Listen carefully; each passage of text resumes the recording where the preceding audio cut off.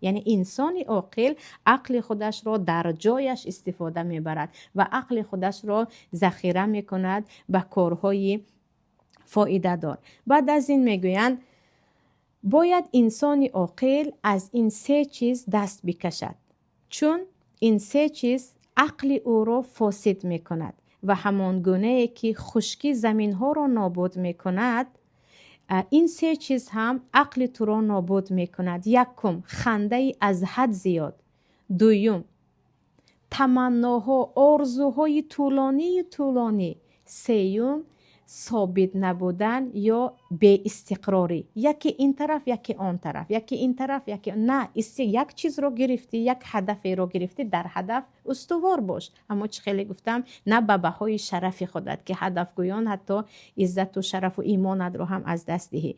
یعنی ثابت نه ایستادن در جای، آرزو و تمنی های زیاد و خنده از حد زیاد ما رو، عقلمون رو نابود میکند. و میگویند انسانی که عاقل هست به کارهایی که به آن زورش نمیرسد، قوتش نمیرسد، به آن دست نمیزند، چون به کاری که قوتت نمیرسد وقتی دست میزنی خود را حقیر میکنی و این چونین اصلا به کاری که نکرد از مردم عزت طلب نمیکند، چون عین احمقی هست، عین احمق و بیعقلی هست، کاری را نکردی و میخوایی که مردم تو را بالا داند.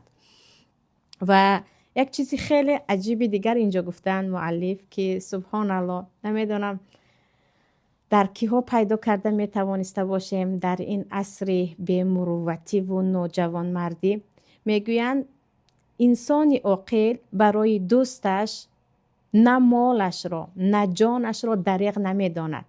انسان عاقل برای دوستش جانش را هم میدهد، مالش را هم میدهد. اما یعنی برای دوستان جانیش که امروز وقتی مصیبت سر ما میرسد، اکثریت کسایی که یکم حتی سلام خود را دریغ میدارند دوست ها هستند، پناه به الله. دوم میگوید انسان عاقل برای انسان های شناسش، یعنی آنهایی را که میشناسد، کمک خود را و بودن خود را در مشکلی هایشان دریغ نمیدارد.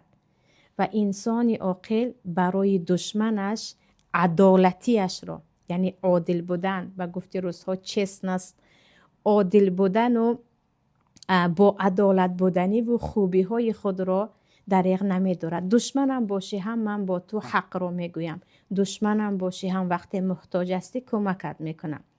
و این چونین برای مردم عادی سلام خود را دریغ نمی دارد.